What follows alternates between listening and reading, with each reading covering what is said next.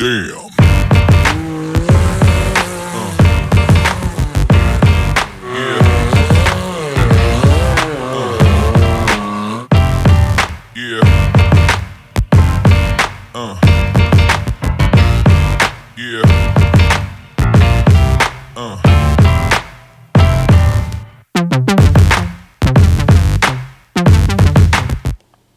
Alright guys, before we get started here in this video, I just wanted to throw this clip in there. It's not what the rest of the video is going to be like, so stay tuned for that, but I just wanted to touch base quick on the Kawasaki side-by-side, the 1000 KRX I believe.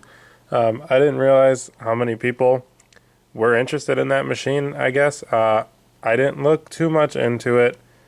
Maybe that was a mistake, I don't know, but a lot of you guys thought I was going to get that, and a lot of you guys are bummed that I didn't get that.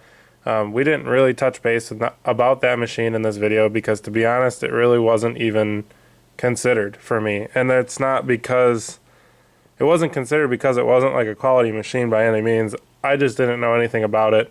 And the only thing I did know about it was, you know, around 100 horsepower, which is basically what I was coming from with the YXZ. It was 68 inches wide, close to 2,000 pounds. So, I mean, I was after something with more power, top of the line, big suspension, wide, big 3.0 Fox shocks. I mean, it was just kind of the way I was going. Not to bash on the Kawasaki at all, because I really don't know much about it. Just wanted to throw this in there, and kind of fell into the same position as the Talon, which you'll find and you'll hear me talk about. It was hard for me to gather enough information on a brand new machine like this, and you know, I don't make much money off of this YouTube stuff, so we're all in it kind of for the fun and that aspect. So, I mean, there's really no need in bashing me over what machine I took, because it doesn't make much of a difference. I wasn't really in it for the pure aspect of what machine would grow the channel the most, because it was hard for me to spend $20,000 on a machine and not know how it's going to do, how it's going to hold up, the reliability, and not know if or when anyone was going to create, you know, like the main parts for it, like built diffs and things like that, you know, because it may not be a big issue to a lot of you guys, but, you know, diffs are an issue for us. Back in my RZR days, you'll hear the whole story in the following video after this, but front diffs were a problem. Front diffs are a problem now in our YXZs, so I was after something that I could get a built diff 100% if I blow the stock one. There is an option for me to go, rather than dumping money time after time into an OEM part that I know is going to fail. But anyways, hope you guys enjoy the video. Definitely stay tuned. We've already got some riding content coming at you from the Can-Am as well as Billy's YXZ. And we've got some really good content coming and a pretty good upgrade to Josh's YXZ. A lot of you guys can probably guess it, but it'll be in the next couple videos, and we're really excited to try that thing out too. So, yep, thanks for watching, guys. Hope you enjoy the video. Alright, guys, so for the people who follow us, I mean, you might have some new people here watching this video wondering, you know, why I would go with a 2019 XRS, CANAM X3 XRS, over the rest of the field, whereas as far as a Talon R, I was like looking into. We're from YXZs, so for the guys who don't know, that's what we came from. So I have a lot of knowledge on that, and even considering Polaris's, an RZR Turbo or a Turbo S or something of that nature. Yeah, so those are the three main other ones that, you know, the big field that I would have been interested in. Coming from a YXZ, you know, some people might be surprised that I don't have another one, and I didn't just like upgrade to the 19, but to be honest, it almost seems like, you know, Yamaha is leaving some stuff out on the field as far as the way the whole market is evolving into big, long-traveled machines straight from the factory, which is kind of what I was going for. I mean, I started out, and this will go back into my Polaris thing, I started out with a 64-inch wide 2018 Polaris XP Turbo, and I had some issues with that. And this was when Billy was running his bone stock YXZ. And Josh was in an XP 1000, I think like a 17 XP 1000 Polaris. And so mine and Josh's were basically the same thing, I just had more power. And I had a bunch of issues. My buddy that bought it at the same time as me had issues with his transmission. I blew the stock diff right away. Had no help from Polaris on that, which, whatever. I mean, pretty hard on their machines. It is what it is. And then I put, at the time, this was probably what, 2.5? You bought that machine in 2017. Yeah, as soon as the 18 came out. It was just released, so it was. I'm pretty sure it was the winter going into 2018 is when the first diff blew. Yeah. Because we were racing. Yeah, but it blew, in like December. So it might have even blown in 2017. It was December of 17 because we went to Black Mountain, and that was right before Christmas, and I hit a hill and it just started chattering really bad, and then it was downhill from there. I mean, you guys probably know how they go. And after that, I ended up going with, I won't say which one I went with because it's really besides the point. It was early in the time for that, where I think the only option to like build the front diff was to be like fully welded, like the welded cups or whatever. And that just wasn't the route that I was looking to go. I didn't want to have a welded diff locked all the time or 3-wheel drive all the time. Like I just didn't. That was when we were first transitioning from, trail riding up north Wisconsin, which you guys haven't seen us do, but we were doing that at the time. So that wasn't an option for that kind of riding. So we were transitioning from that to more what we do now, which is like just, trail, like slower paced off-road parks, mountain riding, stuff like that, where, I mean, you could get away with a fully locked diff all the time. But also, looking back, I made the switch from a turbo to a YXE. It might be hard to follow because I'm jumping around a little bit, but at the time, I'm not saying that the turbo was a piece of junk or anything like that, because I ended up I had some wheel bearing issues, and that and my diff, and all this happened pretty quick. I mean, there was only a couple 100 miles on the machine. And whatever, I had some hard stuff on the wheel bearings, is what it is. But then, I ended up with non-OEM wheel bearings, mistakenly, which was my own fault. I thought they were OEM wheel bearings, but they're just OEM spec. I just called somebody and ordered some. I was in a hurry to get them for the next riding trip. Then I blew like all of those one at a time, and it just like was turned into this whole thing. And then when I called to get them warranted, I found out they were OEM spec. So besides the point, looking back, I wish I would have just stuck with the turbo financially, because seeing what aftermarket support came out with the diffs and what the RS1 diff has to offer is probably the biggest reason I wish I would have stuck with it, because the RS1 diff seems to be the answer. Yeah, but like he was saying, I mean, it wasn't available yet. No. That machine hadn't even been released when he had his diff issues. Yeah, and even if the RS1 was out, it definitely wasn't being swapped into the other razors at the time, and it was just wasn't an option. So I ended up going with a different diff, blew that one, and that's when I just fixed the machine and ended up getting out of it, because Billy's machine, he was thrashing his machine to go on the off-road parks on 27s stock with tune and exhaust. Yep, lightweight flywheel even. Didn't even have a heavy flywheel. Yeah, one of the worst combos possible. Lowered, slammed. Yeah, it was the worst. But so seeing that and seeing how that thing just took a beating, just after every hit, it just keep on going. Never broke, never had an issue, nothing. So that's when I was like, you know what? I'm going to get a YXZ used with gear reduction, so that way I don't lose that much money switching from the Polaris to the YXZ. So all in all, I didn't have that much into the switch, and I got my turbo for a pretty good deal. So I sold that, came close to breaking even, and then I got the YXZ used with tune, exhaust, gear reduction. It actually had a recluse in it. Didn't work out, but besides the point. 30s. 30s already on it. I changed the tires, but I still sold those for a good amount. They're brand new after a couple of rides. So that's kind of where I'm at with the whole theory on RZRs.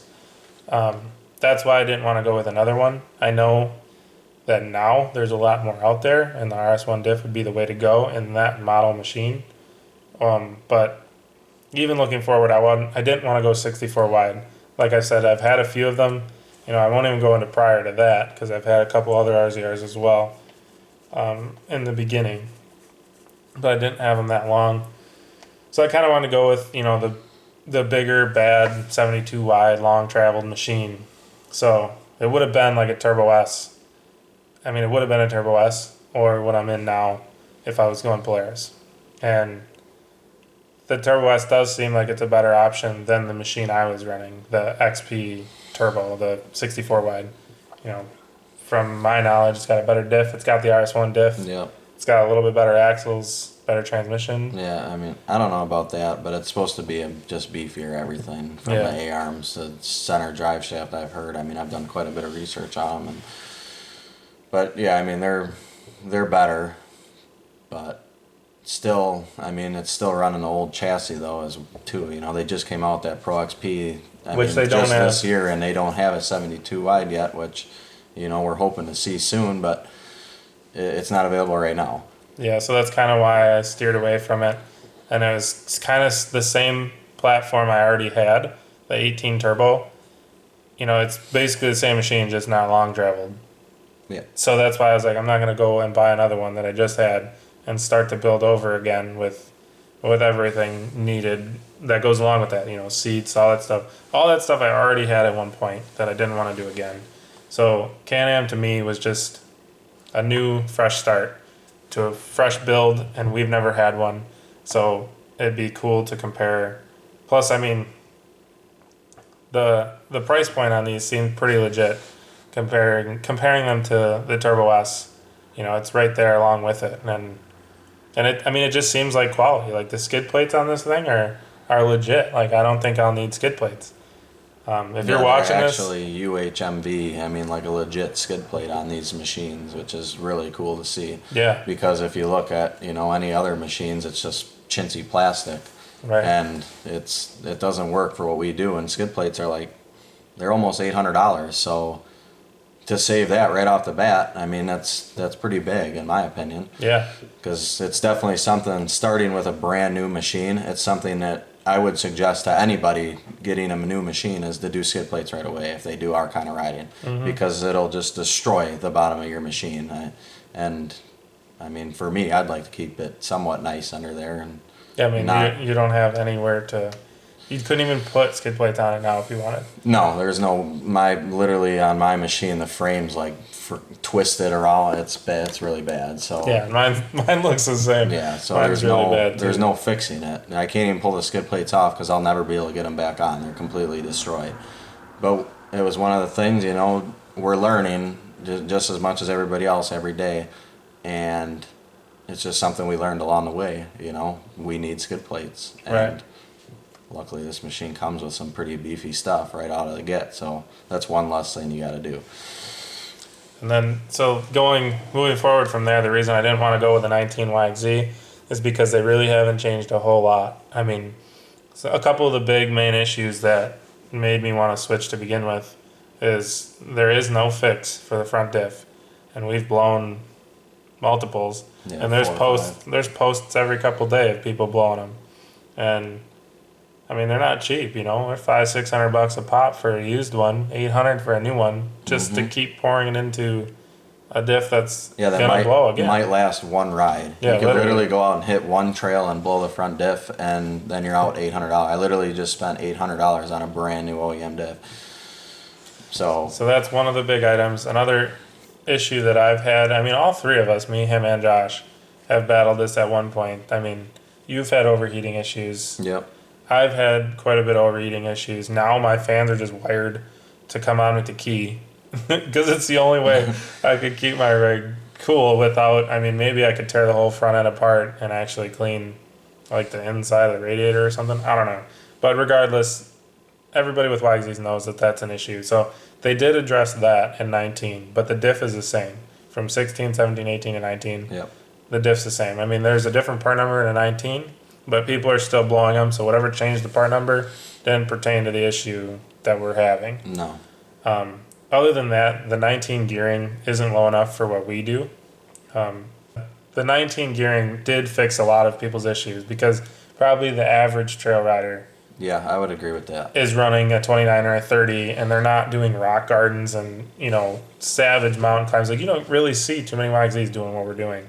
You go to Windrock, I mean, if you see other YXZs, they're usually riding with us. Yeah, no doubt. So I mean, it's kind of funny in that aspect. So I'm not bashing it by any means. It's just to go to to upgrade to that isn't quite worth it just for the radiator, because I would still need to do gear reduction on a 19 YXZ, and then I would still be 64 wide.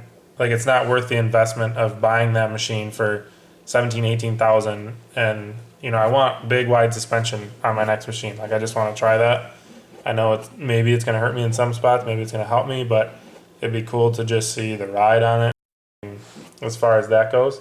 So it's not really worth the investment of me long traveling my old machine, or even buying, because on my old machine I'd have to long travel it, I'd have to do a radiator relocate, and it would still only be like 100 horse, you know? Yeah. Not that I'm after power, but just kind of... Yeah, it isn't about that, but I mean, just adding on, they're just like behind in the times now, in my opinion, because, you know, CANAM and Polaris are the two front runners right now, charging hard. You know, they're in a horsepower wars, but that's helping us as consumers because we're getting a better machine. They're trying to be competitive with pricing, but then you got, you know, like, I love my Yamaha, don't get me wrong, but it's been the same since 2016. There's nothing changed. I mean, the only thing that would be different, once we bought a 19 or 20 Yamaha, we'd have to do gear reduction like he said, and the radiator. That's the only difference, is because the cages are different, but they're still junk. You know, and I don't know about anybody else, but that's important to me. If I'm rolling down a mountain, I don't want to die. So you'd have to do a cage, and you know, we'd basically be building the same machine that we already have. Yeah, and it's that's just the thing too. 20. My cage for my 16 wouldn't cross over to the 19, so I'd have to do that again. You know. Yep, so and it's still not low enough geared for what we do. Yeah, I mean, in all honesty, you see us bashing over stuff that we shouldn't have to do, and you know, it is what it is. I guess it just sucks because it's just there's nothing we can do to make it lower besides maybe putting smaller tires on it. But then we're losing something else. You know, robbing Peter to pay Paul. So there's just no. Yeah, I mean, the only other thing would be portals. But then the problem with the YXZ and running portals, which we've never done. So just speaking from like opinion here, and not even a very good opinion because I've never done it. But I mean, there's no throw it back in high and go rip the G trails back. You know, using Windrock for example, or I can't just load up the trailer and go up North Wisconsin and ride some fast paced trails. It's just not that simple. So that's the only way to get a YXZ geared lower. Yeah, the versatility just isn't there for, I mean, like a high and low. If they could figure out a transfer case in that machine, great. They would sell a lot more, I'm sure, because you could still have that trailability. Like right now with 70/30, if you're doing 40 miles an hour on the trail, that thing's going to be, you know, spinning some R's, and I don't know how comfortable that would be with some loud ass pipe behind you, you know, with your girlfriend or wife and a passenger. It just doesn't make sense for us versus a low and high machine. That's probably why you haven't seen us do it much or at all. Yeah, we've never gone because it doesn't seem. Because I used to trail ride mine, but it was stock gearing, and it was probably the most fun you could have in a machine, just because grabbing gears and running limiter around the corners. But it was stock geared. It had a ton of mile an hour in it, and it was fun. But now that it's gear reducted, I don't have my, you know, that speed anymore. So it'll just be, you know, before when I was going 30 stock gearing, it'd be, you know, comfortable, quiet, you know, just lugging along. Now it'll be $6-7 grand, you know, screaming in your ear. So that's one of the downfalls of it. But yeah, no doubt. And then, so I mean, I think we mainly covered why I didn't go with a YXZ again. I guess we'll move on. We did the Polaris, we did YXZ, so now it'd be Talon. Yeah. So why didn't you buy it? So the biggest people reason, don't know this either. He was looking hard into the Talons for a while. Right when they came out, I was hitting the Talons pretty hard. So, and I wanted to get into one, but I don't know. I wasn't ready to jump ship on the YXZ yet. So that's why, you know, it was hard for me to make that decision, and it's really hard for me to make that decision when nobody, like right away when they came out of the box, I was trying to get one and make content with it, and, you know, kind of build it and learn with you guys and kind of show what they can do. But it was just a really hard limb to go out when I seen what they had going on for the front diff. I mean, I'm not bashing it by any means, because somebody way smarter than me engineered that, but I don't know. It just was uncertain whether or not it was going to work good for what we do. And the whole machine's kind of a mystery in Yeah, that yeah. aspect. Nothing's been really proven, you know, like the transmission and stuff. Like this saying, if it launches a belt, guess what? Throw a belt on it, you're good to go. You know, the YXZ is a clutch, which you control, so that's a little, I mean, in my mind, I can drive it pretty good, so I feel like it's safer. But that thing, you're just, I don't know what's going on back the there. dual clutch That thing goes transmission or out, whatever. I don't know how expensive that'll be. So there was a lot of mysteries that went into the Talon that kind of made me abort. On top of once I finally seen one in person, you know, the arms and that kind of stuff seemed pretty small, in my opinion. You know, the YXZs are pretty stout, and that's what we're basing it against, because that's what I had. But I'd say the biggest thing was probably the scariness of the transmission and the diff that kind of just, I wasn't ready to, and price too. I mean, that's a big one. Price and the power. Especially, I mean, the price might have dropped $1,000 or $2 now, but when I was looking, I mean, they were 19 grand, I think. And, yeah, you they're know, almost 20 brand new. I think now you can get them for like 15 or 16. I think I've seen as the cheapest. oh, really? Yeah. See, so I haven't really looked, because I'm past the point of getting one when it was brand new, and like I don't know. I just kind of wanted to build it and see how it went, but I don't know. It was almost like building another YXZ, as weird as that may sound. I mean, it's a non-CVT machine, 64 wide, similar power, which, you know, I was looking to get into something a little bit more power. So just kind of, that's basically the main reasons why I didn't go with the Talon. I don't have any personal experience with one. Yeah, well, the aftermarket too wasn't quite there. Yeah, that's a big reason why. And back to the YXZ thing, and bouncing all over, but just real quick on that. I mean, there's not much aftermarket support for the YXZ. No. Sure, there's a few companies making a few things, but it seems like things are priced higher because there's only a couple companies making it, and there's just not that many options out there. You know, like for this, there's gated shifters, there's you know, all kinds of switching and dash kits and just anything you can imagine, you know. Different kinds of exhausts, different dual exhaust, just everything. A-arms, there's 100 companies that make those, and radius rods and you know, tie rod, just everything. Front diff, if we go out and the thing blows a front diff, there's an option for us. There's you know, you could do a full billet bomb-proof setup in this thing. And that's just not an option in the YXZ. And we're all running stock axles too, and still blowing diffs like crazy. Yeah, it's crazy. So I mean, that's another big selling point for me in the Can-Am. Obviously, we don't have any personal experience, but to our knowledge from research, it seems like the front diff is legit in these. Yeah. And I don't think I'll have to be as hard on this rig as I was the YXZ. So, I mean, a lot of you YXZ guys that follow us probably bummed to see one leave the channel, but I mean, it kind of is what it is. It's just the way things are going for us. You know, it's hard to go up to an obstacle, stop on it, pick your line, and then start again with a YXZ and still be capable. Whereas this, you know, I could crawl through and pick exactly where I want to put myself and not really fall into a hard line and just gas through it, because that's about one of the only options you have, and then you're just bashing my rig through it. Whereas this, if I fall off the line, I'll just stop and turn the wheels and, you know, try it again and the line I want to be on, and actually crawl stuff more. Yeah, that's not an option. I mean, you gotta use momentum to your advantage in a YXZ, and I would agree. I mean, I think every machine, in some instances, you could use momentum, but a YXZ, you just have to. Yeah. And you ain't gonna catch one in no rock garden. That's another thing, you know. No. I've been there, and it was not fun with a clutch, and you're trying to feather it through this. It's just not designed to do that. Yeah, and then you're gonna take the reliability out of it, because sure, maybe you could ram a YXZ through a rock garden, but you'd be riding the crap out of that clutch to get over these boulders and stuff. And then, I mean, that clutch ain't gonna last forever like that. Nope. You know, so. And just beating up yourself doing it too, because you need to carry that little bit of momentum. You know, the machines are tough. They are very tough, and we've proven that.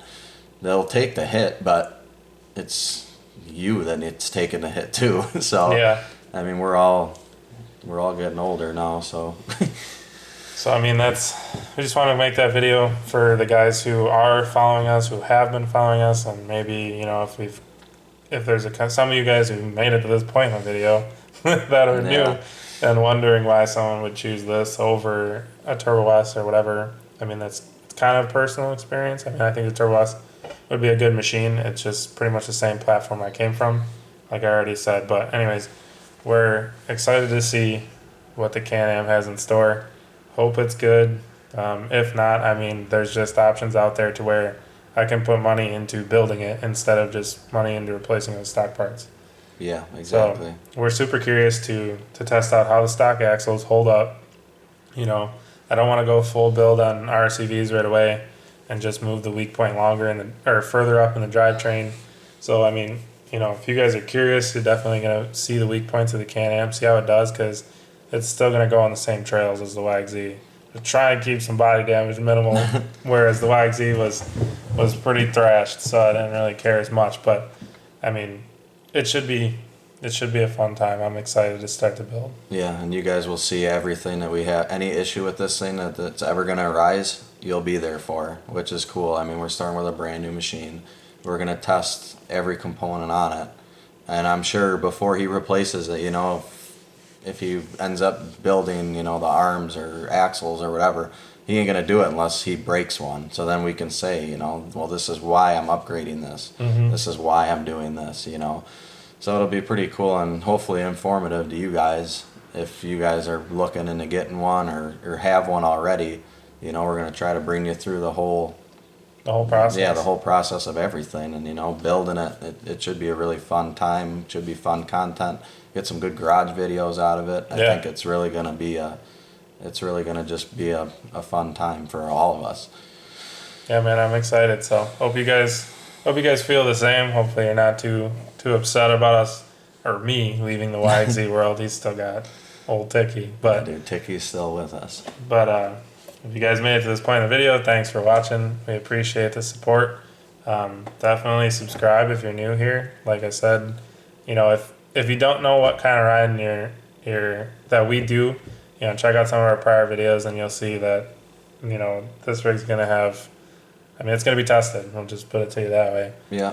And honestly, actually, before we go quick, if there's any of you guys running X3s out there that may have came to this video or that watch us already, you know, that will be looking and keeping an eye out and trying to follow and learn, like, what route I want to go with parts if I need them. So as far as axles, like, you know, Rhino 2.0s, are they good? Are they bad? You know, if there's anybody out there that's got the hookup on parts that maybe, you know, they want us to test them or whatever and see how they hold up, or if they want to help out with it, probably a long shot, but hey, it's worth a shot. Yeah, but mainly why I'm saying this is, you know, if you've had good luck with a certain company's A-arms or a certain company's tie rods, like, let me know, because I mean, on the whole other side of the spectrum is there's a lot of options out there, and I don't really know what's good or bad. So I mean, just wanted to throw that in there before we left. So. Yeah, so we'll be learning just as much as you guys with everything. Yep. So, I mean, any help would be greatly appreciated. And this probably turned into a long video, so we're going to end it here. See you guys.